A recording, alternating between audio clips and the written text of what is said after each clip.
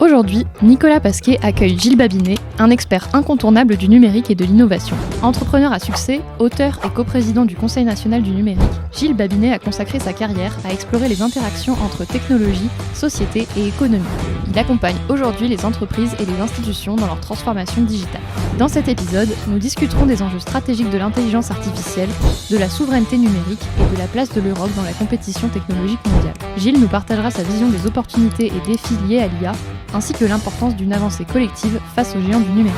Au fil de cette discussion, nous analysons les mutations en cours et explorons ensemble l'avenir de l'innovation et de la transformation digitale. Bon visionnage et surtout, pensez à vous abonner et à liker la vidéo. On sort d'une semaine assez chargée, on est en plein dans une semaine assez chargée sur plein de sujets pour vous deux. Moi, la première question que j'avais, c'était est-ce qu'on est, avec toutes ces annonces, à un tournant ou est-ce que c'est que de la com ?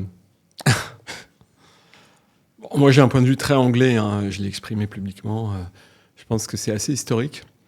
Et en fait, juste pour avoir à l'esprit qu'un Choose France, c'est-à-dire ce grand mess qui se tient à Versailles, où on fait venir des tas de patrons de multinationales, un Choose France réussi, c'est 15 milliards à peu près. Et là, on est au-delà des 150 milliards, peut-être à 160, 170.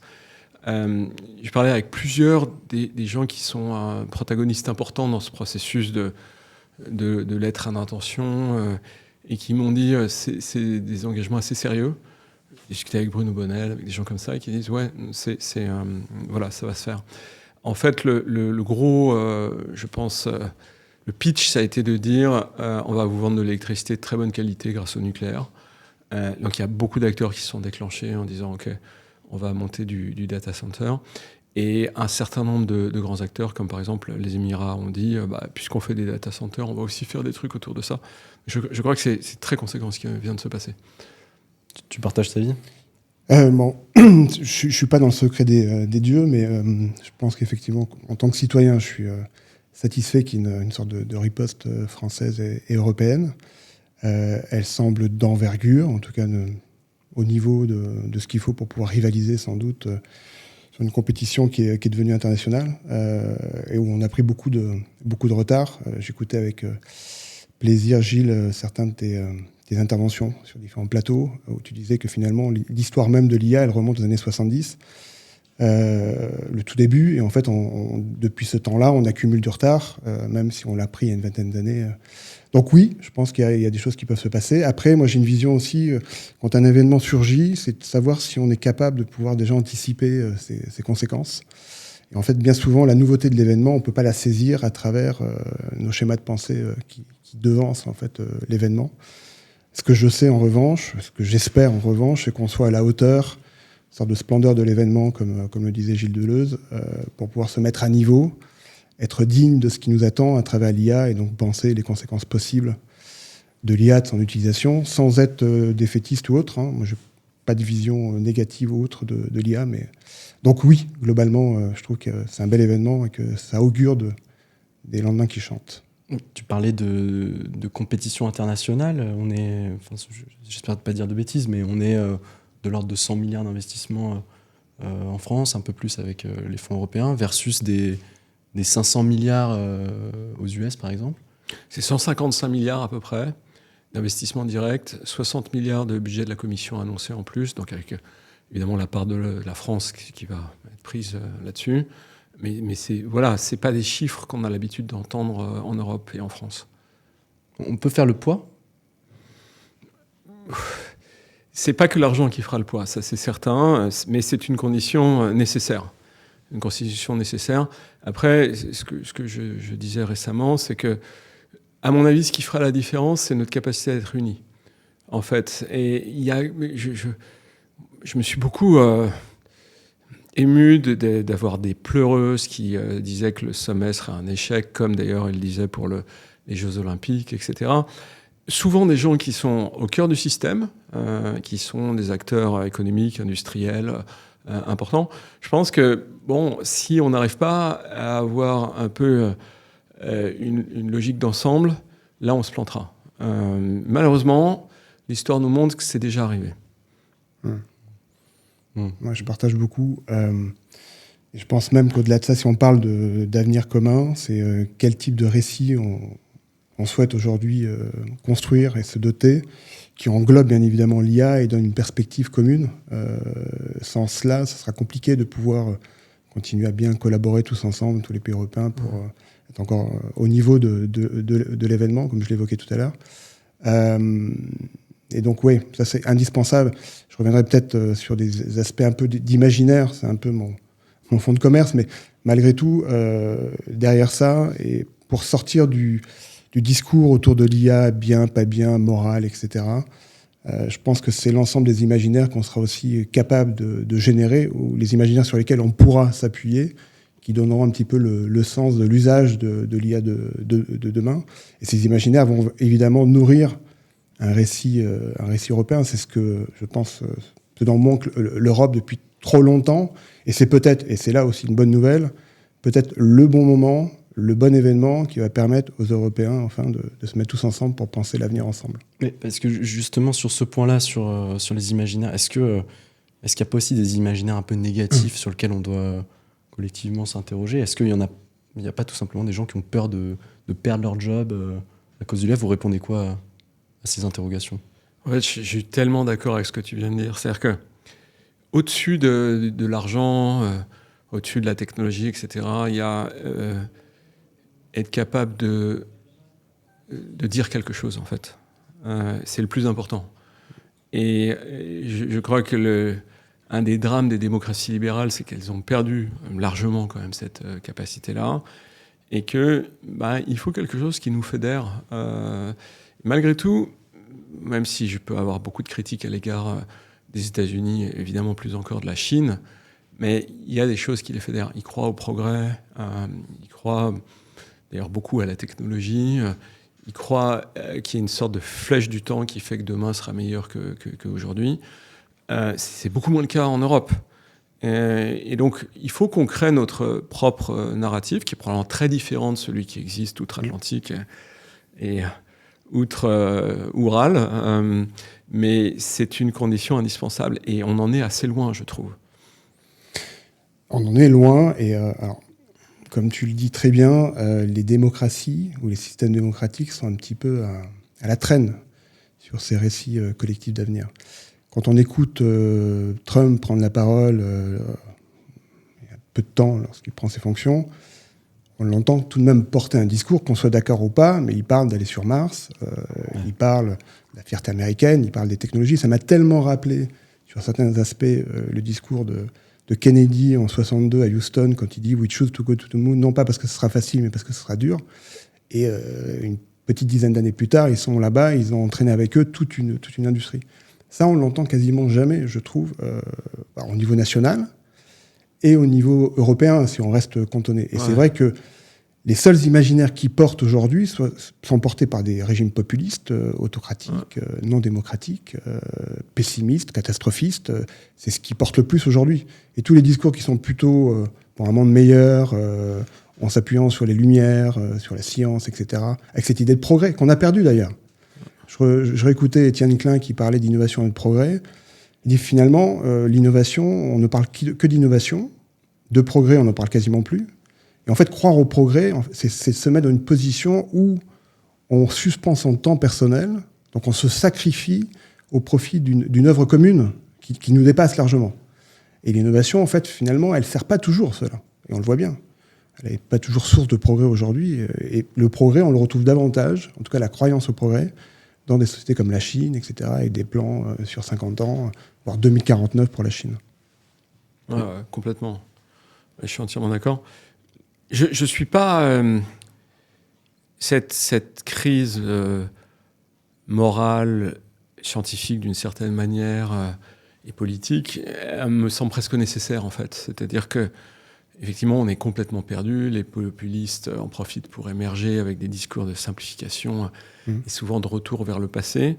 Néanmoins, ça force justement les forces un peu centrales à se remettre en cause, qui portaient d'ailleurs cette idée de démocratie libérale comme le principe où l'individu est la quintessence du système, qui passe d'un individu citoyen à un individu consommateur, en fait. Alors, je consomme ce que j'ai envie, et les communs, je les laisse à d'autres parce que ça me fatigue.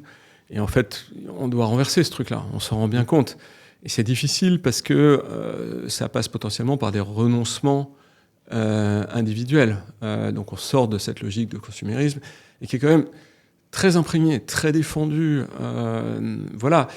Et d'ailleurs, on se retrouve dans des situations de front renversé où c'est les populistes qui défendent maintenant cette situation-là. Ouais. Donc c'est très compliqué. C'est très compliqué, mais je pense que la situation est tellement critique, tellement aiguë, qu'elle laisse la place pour faire émerger un narratif. C'est mon côté un peu entrepreneur optimiste. Alors globalement, je reste optimiste sur ces choses-là. C'est juste d'interroger un petit peu l'objet. L'IA, par exemple, ça pourrait être une autre technologie, parce que finalement, je n'ai pas suffisamment de connaissances techniques pour bien rentrer dans le sujet de l'IA. En revanche, je vais l'aborder comme toute technologie. Et ça, on peut l'aborder différemment en se disant, un petit peu à l'image d'Alain Damasio, ni technophile, ni technophobe. Ce qui m'intéresse quand je pense à l'IA, et ce que doivent penser les organisations, c'est en quoi l'IA les empuissante ou les impuissante. En quoi l'IA va leur donner plus de puissance ou leur retirer certaines puissances. Et ça revient un petit peu à la question que tu évoquais tout à l'heure. Bien évidemment, l'IA va être porteuse de transformations, de changements radicaux, sans doute que beaucoup peuvent perdre leur emploi, mais après, c'est aussi à l'État de prendre... L'État, en tout cas, d'organiser, et au monde entrepreneurial, de prendre le pas sur ce qui va sans doute se passer, et d'assurer la transition, comme la transition écologique. C'est juste des mondes qui changent. Et derrière ça, il y a la question qu'on pourrait se poser également, c'est hybridation ou pas, et jusqu'à quel niveau avec la machine et l'IA. Au-delà de l'État, est-ce qu'à un niveau plus... au niveau des entreprises, est-ce qu'elles ont compris ça ? Est-ce que vous êtes tous les deux au contact hyper souvent avec ces organisations-là ? Est-ce qu'elles ont commencé concrètement à adopter l'IA, mais pas seulement sur des features un peu de com, mais plus sur du gros sujet ? Est-ce que vous le voyez, ça ? Moi, je peux répondre dans la sphère du conseil. Eux, ils l'ont bien compris. Ils investissent des milliards et des milliards de sensibilisation. Alors, je ne sais pas s'ils ont pris encore tout à fait la mesure, mais ils savent très bien que leur modèle économique, ce qui les fait tourner, est quasiment remis en cause par l'IA. En tout cas, ils se doivent de repenser vraiment leur modèle économique, leur business model. Et donc, ils essaient de voir comment ils peuvent tirer le meilleur parti possible de l'IA, tout en assurant et en renouvelant, encore une fois, leur modèle économique. Parce que qu'est-ce qui génère la rentabilité nécessaire pour la plupart des cabinets de conseil? C'est tout de même les jeunes pousses qui arrivent, sur lesquels ils marchent beaucoup. C'est un raccourci, bien évidemment, ce que je suis en train de dire. Si on n'a plus cette couche-là, parce qu'on peut automatiser le travail grâce à l'IA, et l'IA peut remplacer l'homme, sachant, en partie, il va falloir qu'ils aillent chercher d'autres poches de valeur. Et ça, ils ne l'ont pas encore tout à fait construit. Je suis... j'ai un point de vue un peu complexe là-dessus. C'est-à-dire que j'ai tendance à penser... Dans l'histoire économique, on voit beaucoup plus de remplacement que d'amélioration pendant les périodes d'accélération technologique. C'est-à-dire, même si c'est remis en cause par beaucoup, le passage de la première à la deuxième révolution industrielle, c'est-à-dire 1880-1914, c'est une période où on voit des nouvelles entreprises apparaître et qui se substituent aux précédentes, voire qui les absorbent. Et là, j'ai tendance à penser qu'il y a une migration de la valeur qui se fera au profit des plateformes, les actuelles et les nouvelles. Je ne pense pas que le CAC 40 va disparaître. Par contre, je pense que la valeur créée va peu à peu se réduire et va se plateformiser. Et je ne crois pas tellement à leur capacité à se transformer en réalité. Pendant des années, j'ai fait un truc qui s'appelait le ICAC. C'était le baromètre du CAC 40 en transformation digitale.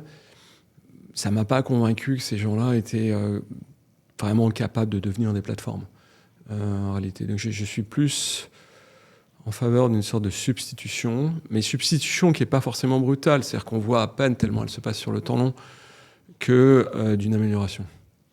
Il n'y a même pas de... Enfin, il y a des bons élèves, il y a des groupes qui se détachent, ou des exemples où vous dites, tiens, quand même... Non, il y a des entreprises qui sont plus protégées que d'autres. Je pense par exemple que les entreprises iconiques, les marques de luxe par exemple, c'est pas tant leur processus industriel ou leur réseau de distribution qui font leur force, c'est vraiment c'est leur marque. Donc elles sont plus protégées que d'autres. Puis il y a des entreprises qui structurellement resteront là parce qu'on en a besoin. Je veux dire, un ArcelorMittal, on aura toujours besoin de faire de l'acier sur ce genre de choses. La question, c'est de savoir si elles ne seront pas peu à peu substituées par des méta-entreprises qui ont des coûts de distribution marginaux du fait du digital et qui sont capables de capter une grande partie de la valeur par rapport à ce type d'acteurs. Donc, en d'autres termes, un peu comme on a toujours des entreprises comme les Bâtiments de France, qui est une entreprise du XVIIIe siècle ou même du XVIIe siècle, mais qui a été une grande entreprise au XIXe siècle, dont plus personne ne connaît, ne serait-ce que... Enfin, on connaît le nom, mais c'est tout. Et aujourd'hui, qui a été remplacée par des entreprises beaucoup plus grosses qui ont industrialisé les processus. Voilà, on a la même chose avec les plateformes. Dans les entreprises que je connais, alors toutes disent avoir pris la mesure de ce qui se passe, peu agissent concrètement, si ce n'est un peu de sensibilisation, si c'est un peu d'entendre des petits modules pour les aider à prompter, mieux prompter, ou essayer de doper, pour ce que je connais, moi, la partie innovation, en termes de créativité. Après, de remise encore une fois en question de leur raison d'être profonde, qui peut être d'ailleurs entachée ou transformée à cause de cela, il n'y a pas encore, selon moi, en tout cas de ce que j'observe, une réflexion à ce niveau-là. Pas suffisante, du moins.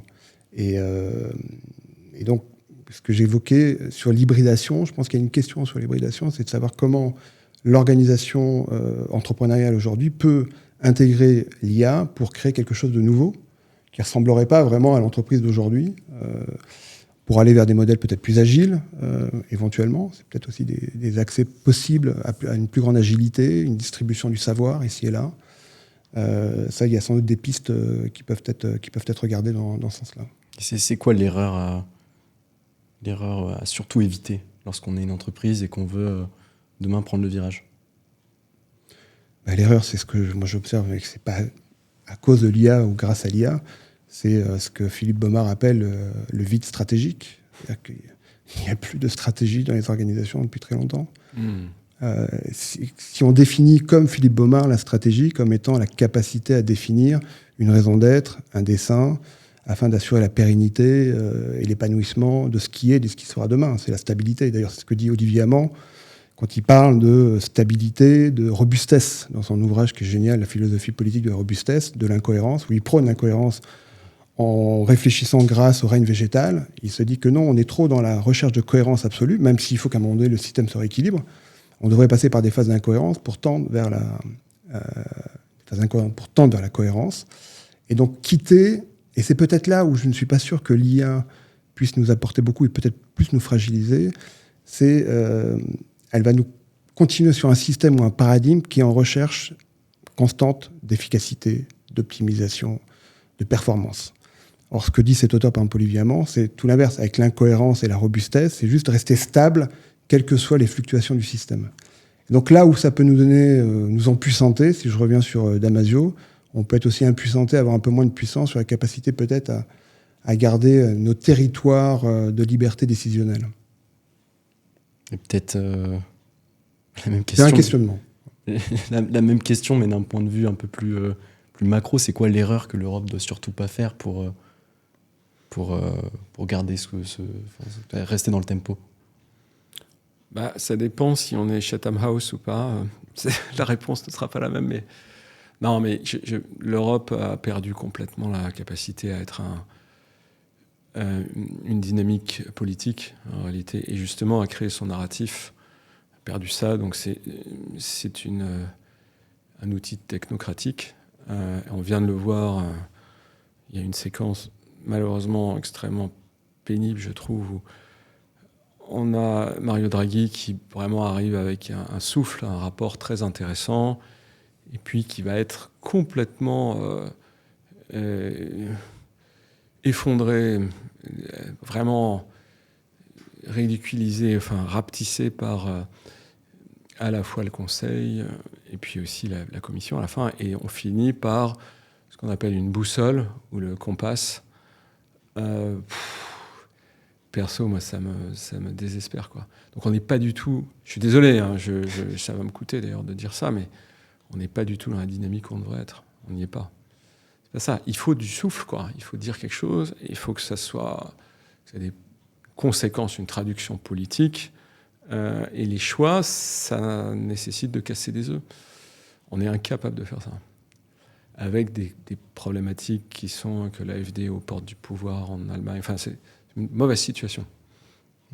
C'est la France qui lead le sujet en Europe ? Non. C'est de moins en moins ce que d'ici en France on appelle le couple franco-allemand, qui n'existe que du point de vue français et beaucoup moins du point de vue allemand. Et là, il y a un rééquilibrage au profit des pays du Sud. C'est assez surprenant. Italie, Espagne, Portugal, même Grèce, qui, aussi bien d'ailleurs au Conseil, dans une moindre mesure au Parlement, reprennent une certaine place, enfin prennent une certaine place, parce qu'on n'est plus crédible, quoi. Le couple franco-allemand est totalement politiquement englué, et donc ça laisse de la place à d'autres. Il y a un point, moi, il y a un point en préparant l'interview qui m'intéresse aussi, c'est que tous les deux, vous êtes bien sûr experts sur ces sujets, vous êtes au contact de jeunes entrepreneurs, de jeunes étudiants, et se pose la question de la formation. Comment est-ce qu'on va trouver / former les pépites qui vont créer les Mistral de demain, quoi. Et sur ce point, la question que j'avais, c'est comment tu sens la France sur ces sujets-là ? Est-ce qu'on a un coup d'avance, ou est-ce qu'il y a des choses à aller améliorer, à aller creuser ? Alors, sur l'aspect spécifique de qui pourra, en fonction des compétences qu'il développera, développer du Mistral, etc., ça, je ne suis pas suffisamment dans ce milieu-là. En revanche, sur de l'éducation en pédagogie, il y a certains acteurs, moi j'en connais assez bien, y figurant encore aujourd'hui beaucoup, Centrale Supélec, mais il y a d'autres entités qui le font. C'est plutôt chercher des compétences qui permettent de prendre de la hauteur par rapport à ces mouvements constants et cette déposition du savoir à travers une entité extérieure à nous. Et donc les compétences qui sont celles appelées pour le XXIe siècle, et encore plus aujourd'hui, c'est vraiment l'approche systémique, la pensée systémique, la pensée complexe, la collaboration, aider les gens à pouvoir collaborer, à pouvoir l'art du discernement également, aller chercher les informations, les bonnes, les mauvaises, etc. En tout cas celles qui résonnent le mieux avec un temps, sachant que la vérité, elle est toujours fluctuante, sauf certains faits scientifiques. Et donc c'est plutôt ces compétences-là qui sont des macro-compétences. Et je sais que mon école le fait, qu'on cherche à développer pour améliorer l'adaptabilité de l'étudiant face à ce que propose en bien et en mal l'IA. C'est-à-dire qu'on n'a jamais eu autant, c'est ce que dit d'ailleurs Gérald Bronner dans Apocalypse cognitive. Il y a quasiment une crise civilisationnelle, avec la montée de l'information. Alors c'est pas tout à fait dans l'IA, mais ça touche l'IA malgré tout. On n'a jamais eu autant d'informations disponibles, on n'a jamais eu autant de temps quasiment, peut-être pas de temps de cerveau, mais en tout cas autant de temps pour pouvoir consommer et se saisir de ces informations-là.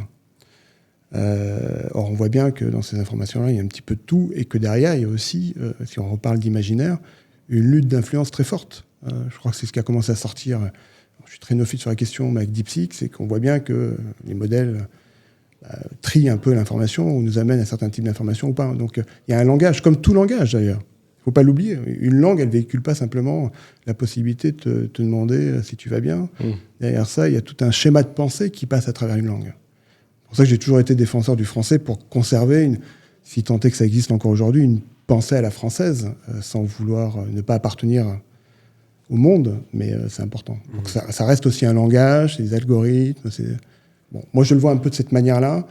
Et ce qui, d'ailleurs, je crois qu'il y a certains auteurs aussi, comme Raphaël Gaillard, qui en parlent beaucoup, psychiatres, sur ces questions-là qui sont importantes. La question du langage qui fait l'humain. Le langage fait l'humain.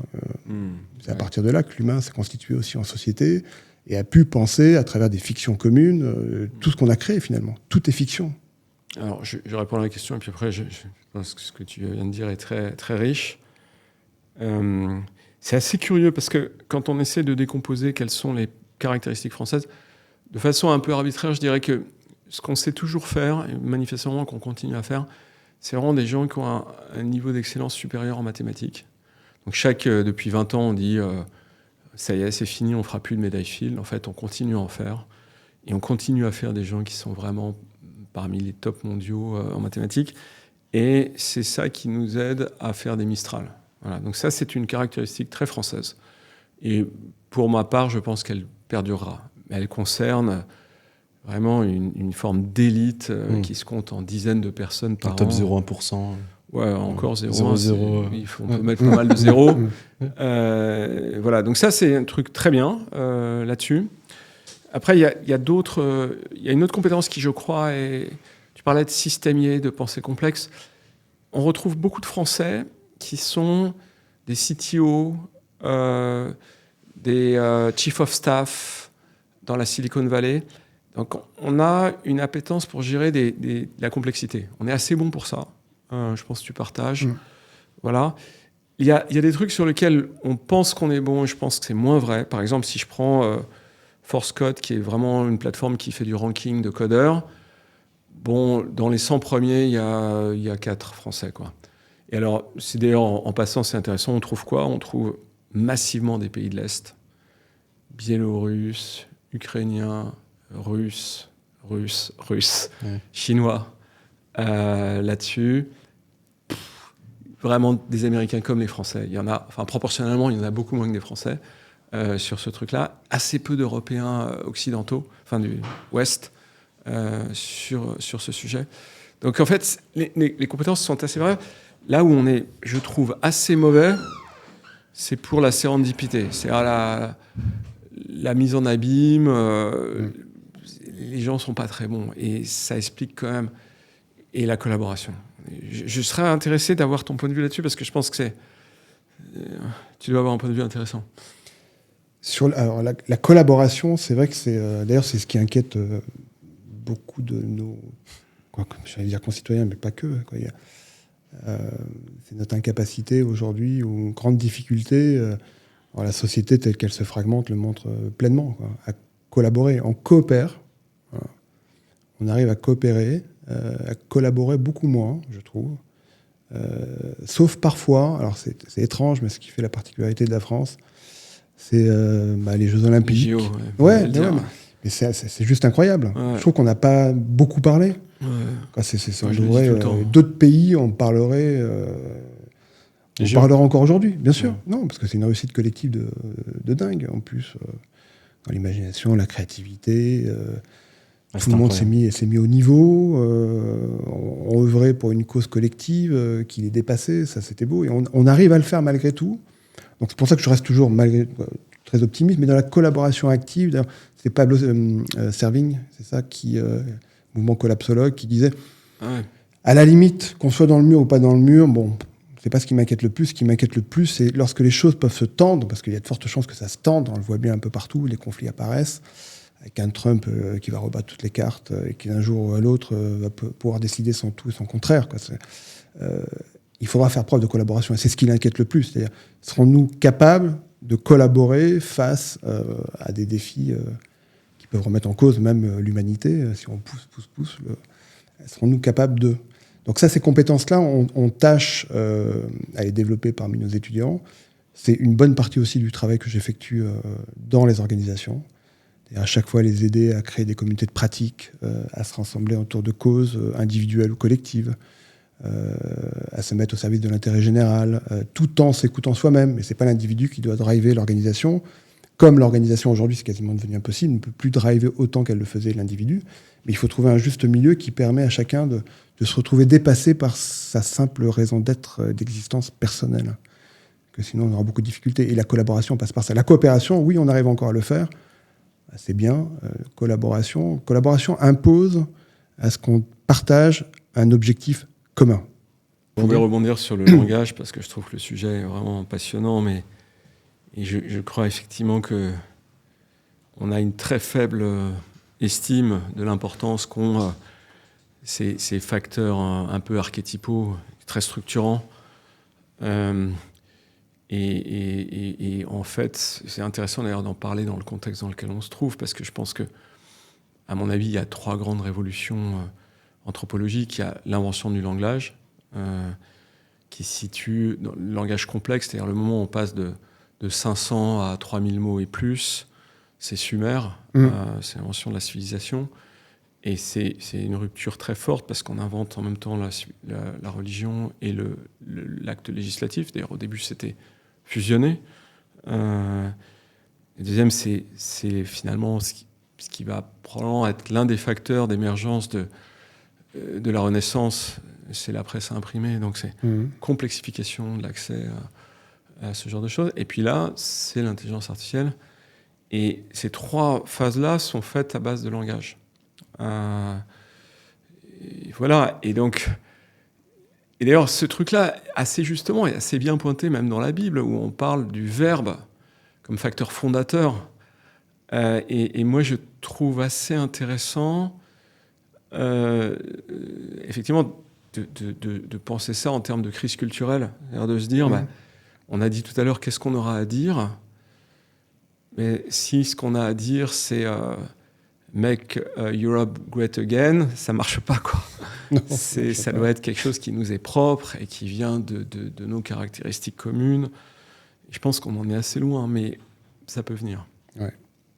Alors, je te rejoins pleinement. Je rajouterais juste un petit peu avant ce dont parlait Michel Serres en disant qu'aujourd'hui, on vivait une révolution totale, du même acabit que le néolithique. On est passé du méso au néo, vraiment d'une sédentarisation, d'une société nomade, une société sédentaire, qui a été un petit peu l'origine du développement de la société telle qu'on la connaît. Mais évidemment, après, derrière, il y a le passage de la préhistoire à l'histoire grâce à l'écriture. D'ailleurs, ça a été, et c'est ce que dit Raphaël Gaillard, une des premières grandes hybridations de l'histoire de l'humanité entre la machine et l'homme, ou la machine, en tout cas la technologie et l'homme, puisqu'on a déposé notre savoir à travers l'écriture et qu'on se l'est réapproprié à travers la lecture. Et il termine d'ailleurs par ces mots en disant inspirons-nous de cette période-là, parce que ça a quand même été en fait l'écriture et puis après quand même quelque chose de très positif, donc pour ces raisons-là, et d'ailleurs on le voit bien, pour ces raisons-là, donc croyant aussi en l'IA, et on voit bien qu'à chaque fois, quand il y a des régimes autoritaires qui sont intervenus, c'était plutôt brûler les livres que l'inverse. Donc c'est aussi pour cette raison que l'IA peut être un mouvement libératoire. Ça va un petit peu à l'encontre de ce que je disais tout à l'heure, mais c'est un sujet complexe de l'individu, l'individu et la société. On se souhaite tous du bien, du coup, dans cette semaine un peu d'optimisme. Donc, merci à vous deux. Merci pour votre temps. Merci. Et à très vite.